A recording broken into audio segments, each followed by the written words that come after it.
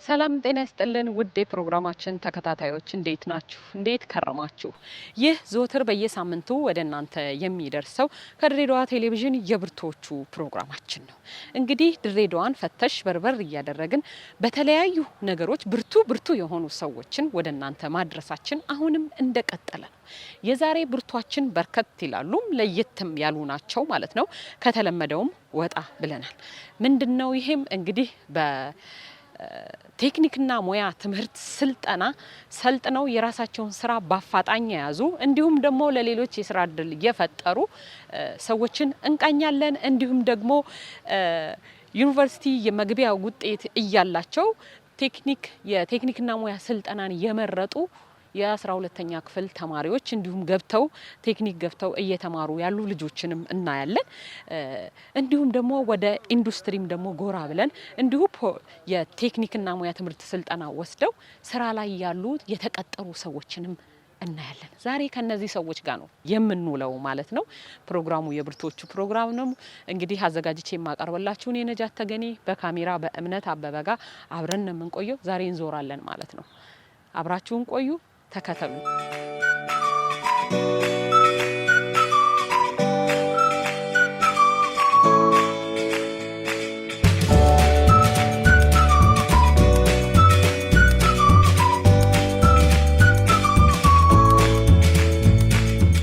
የቴክኒክና ሙያ ትምህርት ስልጠና ኮሌጆች ቀደም ሲል በነበሩት ዓመታት በተማሪዎችም ሆነ በማህበረሰቡ ዘንድ ውጤታቸው ዝቅተኛ የሆነ ወይም የወደቁ ተማሪዎች የሚማሩበት ተቋም ተደርጎ የሚታሰብበት ጊዜ ነበር።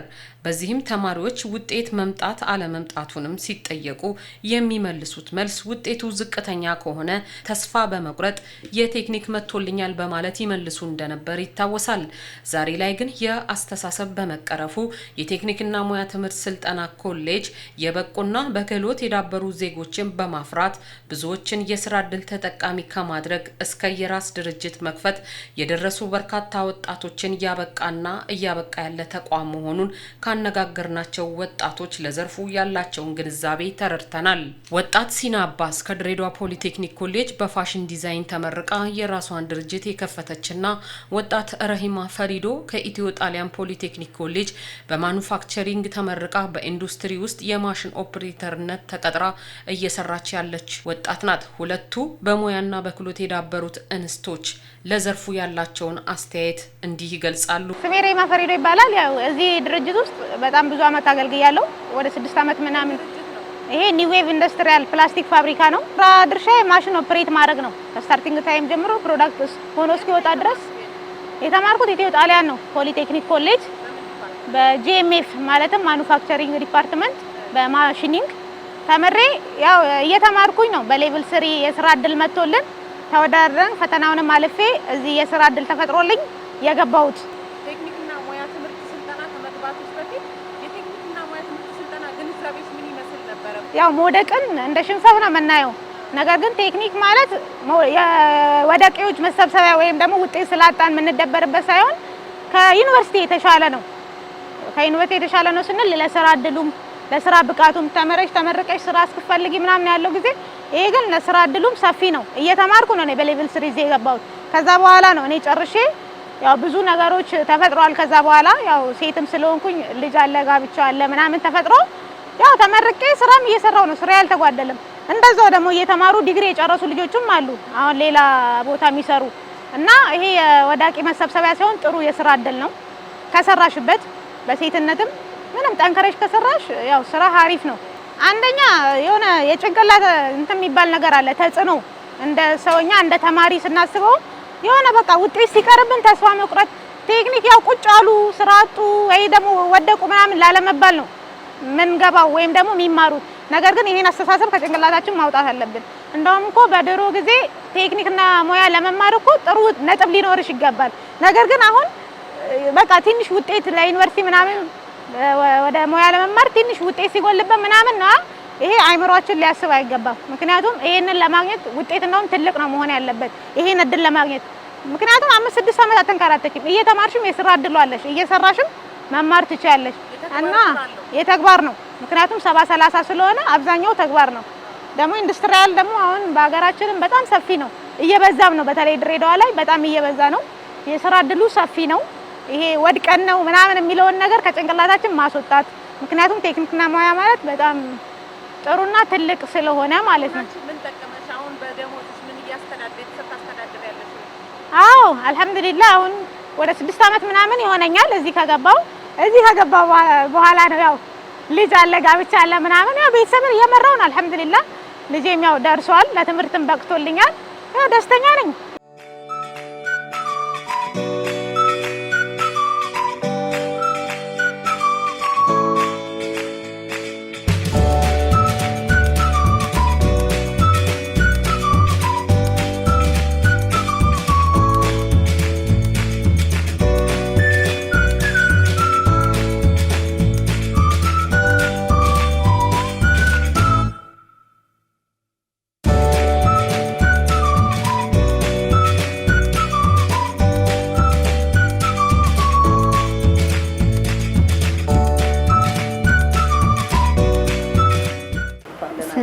ሲና አባስ እባላለሁ።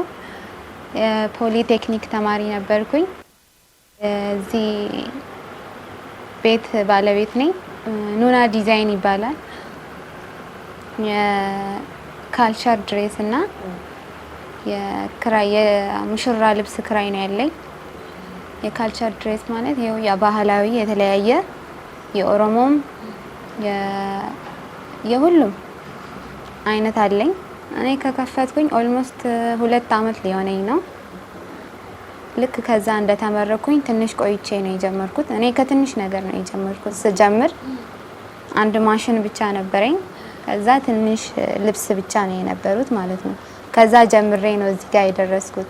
ጀዲዳ ነበርኩኝ። ማሃደን ኑር አልኢስላም ይባላል። እዛ ነው እስከ 12 ከዛ 12ኛ ክፍል ውጤት ምን ይመስል ነበር? ቆንጆ ነበር። ምን ያህል አመጣሽ? እኔ ያኔ 2.80 ነው የመጣሁት መሰለኝ። ማለፊያው ያው በጣም ዝቅተኛ ነበር ያኔ፣ እንደዚህ አልነበረም። 2.80 ነበር ያለፍኩት። ድሬዳዋ ዩኒቨርሲቲ ነበር የደረሰኝ። እዛ አመቻችቼ ነበረ ግን አልተመቸኝም። እዛ ፋሽን ዲዛይነር ነበረ። በእኛ 2010 ነበር የተጀመረው እና ግን ተወዳድሬ ሞልቶብኛል፣ አልተሳካልኝም። ከዛ ፖሊቴክኒክ የማታ አለ ሲባል እዛ ተመዝግቤ ጀመርኩኝ። ቀን ግን እየሰራው ነበረ፣ ማታ ስማሬ ነበረው እዛ። እንደ ሀሳቤ ፋሽን ዲዛይነር መማር በጣም በዚህ ሰዓት ላይ በጣም አዋጪ ስራ ነው እና አንድ ማሽን ብቻ ከኖራቸው ከቤት ተነስቶ ትልቅ ቦታ መድረስ ይችላሉ። አንደኛ ነገር እቅድ ነው። ሰው አቅዶ ከተነሳ ያንን እቅዱ ይሳካለታል። ግን በጣም ልፋት አለው። ልፋቱን ተወጥቶ አቅዶ ተነስቶ መስራት አለበት ብዬ አስባለሁ። ቢሮ ተቀጥሮ መስራት አሁን ላይ ምንም ጥቅም የለውም። ይሄ የሞያ እጅ ነው። የሞያው እጅ በጣም ቆንጆ ነው። የማይከሰርበት ስራ ነው። በጣም አዋጪ ስራ ነው። ካሰቡበት ካቀዱት የሚሳካ ነገር ነው ብዬ አስባለሁ። አስተማሪዎች በጣም ብቁ የሆኑ አስተማሪዎች አሉ። ኢንተርፕሪኒየር የሚያስተምሩን ማቴሪያል አቅርቦ በአካልም እንማር ክላስ አለን። በሳምንት ወይ 3 4 የአካል ክላስ አለን። ሌላው ደግሞ ቲዮሪ ነው። ፍላጎትና ትዕግስት ነው የሚያስፈልገው። መጀመሪያ ፍላጎት ነው፣ ከዛ ትዕግስት ነው። ያው ጀምሮም የሚያቋርጡም አሉ። ትምህርቱን እንዳያቋርጡ መጀመሪያ ፍላጎት ሊኖራቸው ይገባል። ከዛ በኋላ ደግሞ ትዕግስት ሊኖራቸው ይገባል።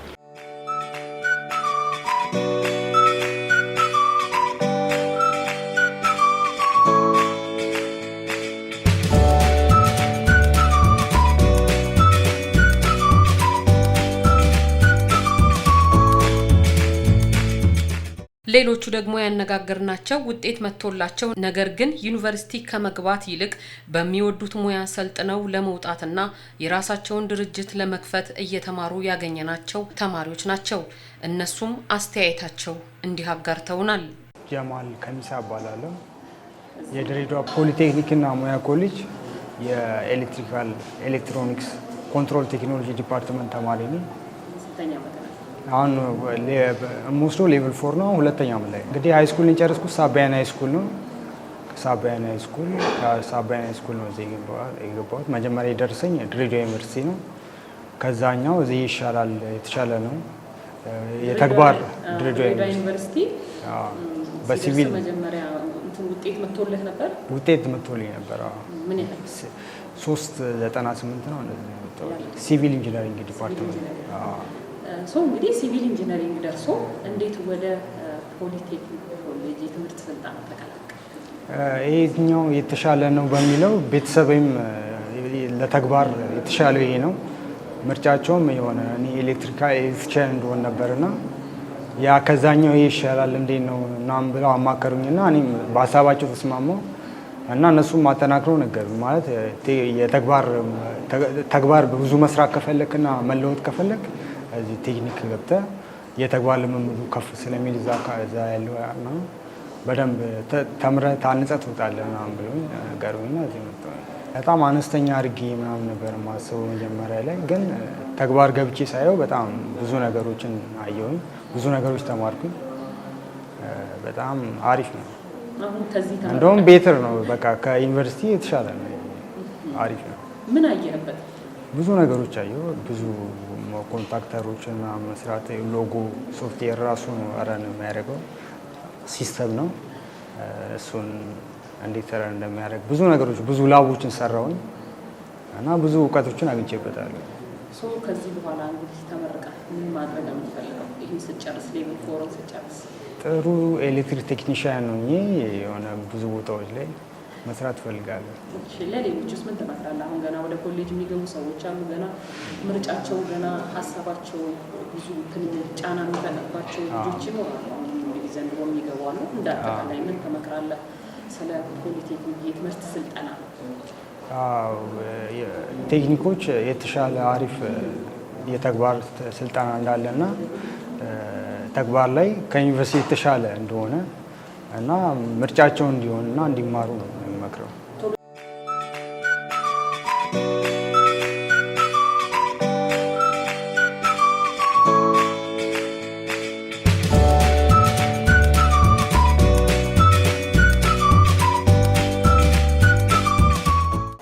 ስሜ ቢላል አብዲ ይባላል። እኔ የተማርኩት አዲሱ ትምህርት ቤት ነው። ከዛ እቺን ሙያ ስለማውቃት እዚህ መጣሁ ማለት ነው። ሙያውን ስለማውቀው የሆነ ዓመት ሰርቼ ነበር። ከዛ በኋላ በቃ የማን ፈለኩት ጣሊያን ነው። ጣሊያን ፖሊቴክኒክ ኮሌጅ ለምንድን ስራ? ለምሰራው ሼፍ ነው። ገና እየተማርኩ ገና 12ኛ ክፍል ውጤት አልመጣም ወይስ እንዴት? ለምን መረጥከው? መጥቶልኝ ነበር። የት ደረሰ? ከትምህርታችን ራሱ ሁለተኛ ነበርኩ። ሁለተኛ ተሸልሜ ራሱ ነበር። በቃ ግን እኔ የምፈልገው ይሄ ስለሆነ እዚህ መጣ ማለት ነው። እኔ ምንም አላውቀውም፣ ግን በቃ የሆነ ስለሰራሁት በቃ ወደድኩት። ታውቂያለሽ? ዩኒቨርሲቲ የት ነበር የደረሰው? ዩኒቨርሲቲ የመጣ ራማ ዩኒቨርሲቲ ነው። እዛ ግን እኔ የምፈልገው እዚህ ነው። እዚህ ገባ ማለት ነው።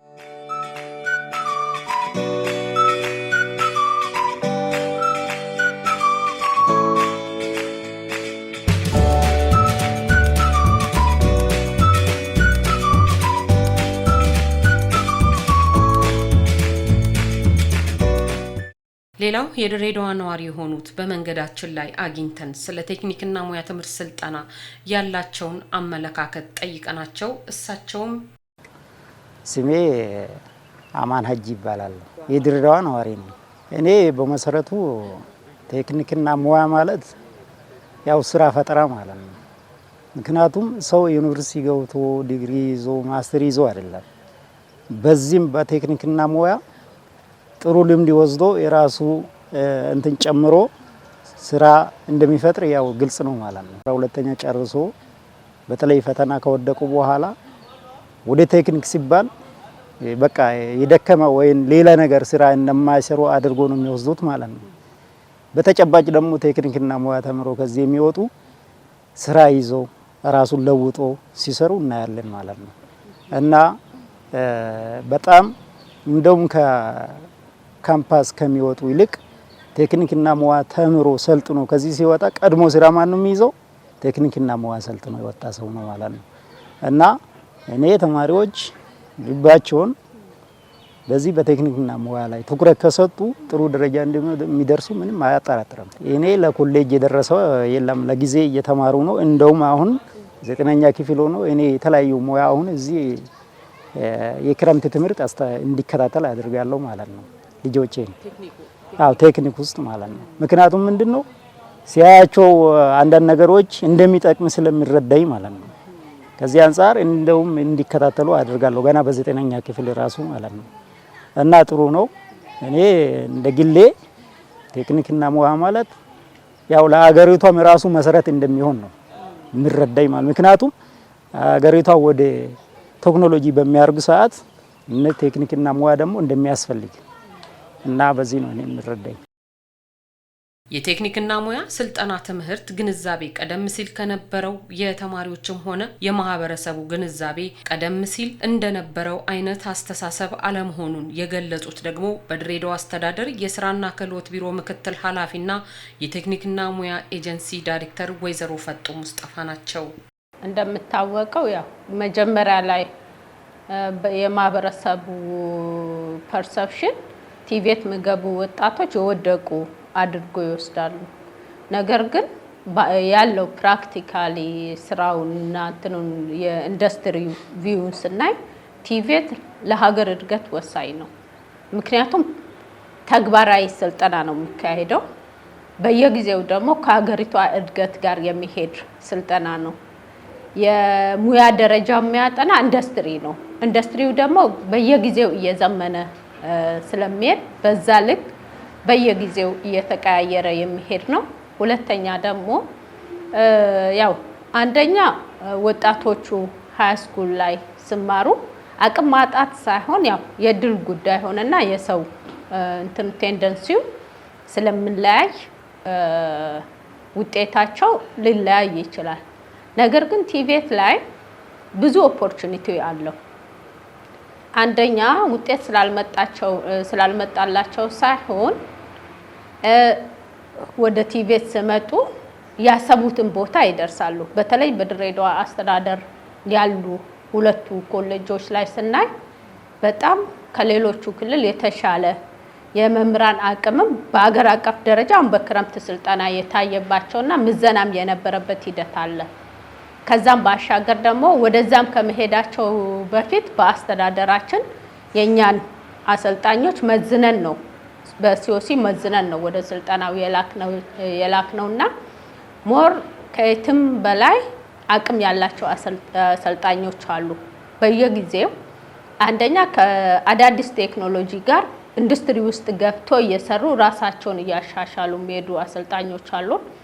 ከዛ ባሻገር ያሉ ሾፖች ከዩኒቨርሲቲው በላይ ማቴሪያል የተሟላለት ነው። በተለይ በአገር አቀፍ ስናየው በምንወዳደረው ፕሮጀክት ላይ የድሬዳዋ አስተዳደር ኮሌጆቹ ይታወቃሉ። ሳናሸንፍ አንሄድም። አንዱ የአስተዳደሩን አቅምም በየጊዜው እያጎለበተ የሚሄድበት ሂደት ነው ያለው። በኢስት አፍሪካም ጭምር የኛ ኮሌጆች ታዋቂ ነው። የኢስት አፍሪካ ሰልጣኞችንም ጭምር እያስገባን እያሰለጠንን ያለ ነው። ፕራክቲካሊ ያለው ነገር ነው። ለምሳሌ ከኬንያ ማሰልጥነናል፣ ታንዛኒያም አምጥተን ስታፍ ኤክስቼንጅ አድርገናል። ከሶማሌላንድም ጭምር መተን አምጥተን እያሰለጠንን ያለንበት ሂደት ነው ያለው። ይህን እንዳለ ነገር ግን በአስተዳደሩ ውስጥ ያሉ ወጣቶች ያላቸውን ተስፋ ስቲል አላወቁትም፣ ያላቸውን ኦፖርቹኒቲ አላወቁትም። ከዛም ባሻገር ሁለቱም ኮሌጆች በዲግሪ ደረጃ በሳተላይት ፕሮግራምም ስልጠናውን ይሰጣሉ። በመደበኛ ስልጠና ከደረጃ 1 እስከ ደረጃ 5 ድረስ ስልጠና ሲሰጥ 2 ዓመት ስራ ቆይታ በኋላ ደግሞ ደረጃ 6ን ሲሰለጥኑ ከዲግሪ ጋር እኩል ነው። በዲግሪ ደረጃ እያስመረቅን እንገኛለን።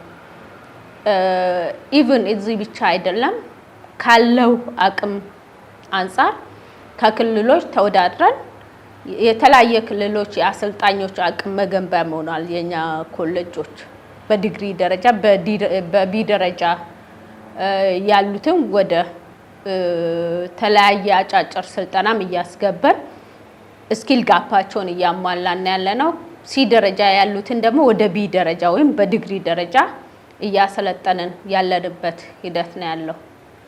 ስለዚህ ቴክኒክና ሙያ ድሮ በነበረው አስተሳሰብ አይደለም አሁን ያለው። ባይዘዌ ከዘንድሮ ጀምሮ በባዮሜትሪክ ኪት ሳይኮሜትሪክ ቴስት ተደርጎ ነው ወጣቱን የምንወስደው። ዝንባሌው ማወቅ አለበት። አንድ ሰው ተስጠው ምንድነው ብለን ተመዝኖ ነው የሚገባው። ቴክኒክና ሙያ አሁን ላይ ያለው ነገር እስከ ፌደራል ስናየው እስከ ፒኤችዲ ድረስ ስልጠና መስጠት ጀምሯል። እኛም ደግሞ አሁን የዲግሪውን በሳተላይት ደረጃ እየሰጠን ያለንበት ሂደት ነው ያለው። ከዚህም ባሻገር አጫጭር ስልጠናም ላይ ከወጣቶች ስራ እድል ፈጠራ ጋር ብዙ ሰዎችን ያበቃን ወደ ኢንዱስትሪም እያስገባናቸው በኢንተርፕራይዝም ደረጃ ተስፋ ያላቸውን ልጆች እያመረትን እንገኛለን። በተለይ አሁን ከኢንዱስትሪ ጋር ያለን ሊንኬጅ ወጣቶቹ ስራ እድል ፈጠራ ስታሰብ በአጫጭር ስልጠና ከኢንዱስትሪው ጋር በመነጋገር በሚፈልጉት ልክ እየቀረጽን ለኢንዱስትሪው እያቀረብን ያለ ነው። ከዛም ባሻገር አሁን መደበኛ አሰልጣኞቻችን ባይዘዌ ከስራ እድል ፈጠራ ጋር በደንብ ዳታቸውን ስናይ በሃርድ ኮርስ ሰልጥኖ ቁጭ ያለ አንድም ስራ አጥ ወጣት የለንም በቲቤት ደረጃ በሶፍት ኮርስ ካልሆነ በስተቀር። ይልቁንስ በመደበኛ ስልጠና እየሰለጠኑ ኢንዱስትሪው የሰው ኃይል እጥረት ገጥሟቸው ስልጠና ላይ ያሉ እየወሰዱ በምሽት ትምህርታቸውን እንዳያቋርጡ አድርገን እስከ ዲግሪ ደረጃ ያስመረቅናቸው ወጣቶች አሉ። ስለዚህ ያስተዳደሩ ወጣቶች ቲቬትን የወደቀ ሰው የሚገባበት ሳይሆን ምን ጊዜም ከአምራቸውም ከእጃቸው ማያልቅ ሙያ እንደሆነ አስቦ ወደ ቲቬት መጥቶ መሰልጠን መቻል አለበት። ያሰቡትንም ዲግሪም ከዛ በላይም በቲቬት ማድረግ ስለሚችሉ የምናስተላልፈው መልእክት ወጣቶቹ ወደዚህ መጥቶ እንዲሰለጥኑ ጭምር ነው። ማህበረሰቡ ጋር የተቀየረ አስተሳሰብ አለ። ነገር ግን አሁንም ውስጥ ማህበረሰብ እስከ ታች ድረስ ወርደን መስራት ያስፈልጋል። ይሄ ስንል አንደኛ ምን ያህል ቲቬቱ አቅም እንዳለው ለማሳየት ባይዘዌይ ብዙ የሾፕ ስልጠናዎችን ድሬዳዋ ዩኒቨርሲቲ እኛ ጋር ነው የሚሰለጥነው። በማንኛውም ዲፓርትመንት በተለይ ኢንጂነሪንግ ዘርፍ ያለው ድሬዳዋ ፖሊቴክኒክ እና ኢትዮጵያ ጣሊያን ፖሊቴክኒክ ላይ ነው መጥቶ የሚሰለጥኑት። ከዛ ባሻገር አሁን የተረዱ ቤተሰብ ያው አንቺ እንዳልሽው ልጆቻቸውን ወደዚህ የማስገባት ሂደቶች ተፈጥሯል። እኛም ይሄን ነገር ማህበረሰቡን አመለካከት ለመቀየር ያው ስራ ክህሎት ቢሮ ከተቋቋመ ያው 3 አመት የጨረሰ ተቋም ነው። ከ3 አመቱ ሁለተኛ አመት ተማሪዎችን እናስመርቀናል። በክረምት የሃይ ስኩል ተማሪዎችን በተለያየ ሙያ አሰልጥነን ሰርቲፋይድ ሆኗል። አንደኛ ልጆቹ በክረምት ይሄን ሲሰለጥኑ የራሳቸውንም ተስጦ እያገኙ ነው የሚሄዱት። ከዛ ባሻገር ደግሞ የፈጠራ ስራዎችንም እየተለማመዱ የሚሄዱበት ሂደቶች አሉ። በዚህ ክረምት አሁን ብዙ ልጆችን ቀጣይ ለሀገር የሚጠቅሙ ተስጦ ያላቸውን ልጆች በስልጠና ውስጥ ለይተናል። ለምሳሌ በኮምፒውተር ስልጠና ኦር አይቲ ስልጠና ነገ በሶፍትዌር ኢንጂነሪንግ ምን ያህል እንደሚዋጣላቸው ቴንደንሲ ያላቸው ልጆች አግኝተናል። እነኚህ ልጆችን አሁን ከአጠቃላይ ትምህርትና ትምህርት ቢሮ ጋር ሆነ የምንሰራባቸው ልጆች ናቸው። ምን ጊዜም አሁን ሾፓችን ክፍት ሆነው ልጆቹ ወደዚህ ሲመጡ አንደኛ የወጣቱን አመለካከት ይቀይራል፣ ሁለተኛ ማህበረሰቡም ጭምር ይለወጣል። ቴክኒክና ሙያ ምን ያህል አቅም እንዳለው ባይዘዌ ይሄን ስናረግ ዝም ብለን አይደለም ተማሪ የምንቀበለው። ለምሳሌ ድሬዳዋ አስተዳደር ውስጥ ሁለት የኢንዱስትሪ ማዕከሎች አሉ። ኢንዱስትሪ ፓርክና በአስተዳደሩ ያለው ኢንዱስትሪ መንደር። ከነሱ አማካሪ ቦርድ አለን ከኢንዱስትሪ የሚመጣው በየጊዜው የሚቀያየሩ ሙያዎችን እነሱ ያማከሩ ልጆቹን በዛ ልክ ሼፕ እናረጋለን። ከዛም ባሻገር ኢንዱስትሪዎቹ ለምሳሌ አዳዲስ ኢንዱስትሪ ሲመጣ የኛ አሰልጣኝ ወደዛ እንልከዋለን ለ2 ወር ለ3 ወር ከአዳዲስ ቴክኖሎጂ ጋር ማላመድ ብቻ አይደለም ቴክኖሎጂዎችም ጭምር መተካት ጀምረዋል። በድሬዳዋ አስተዳደር ፖሊቴክኒኮች ቴክኖሎጂን አሁን ስፔር ፓርቶችን ብዙ መተካት ችለናል።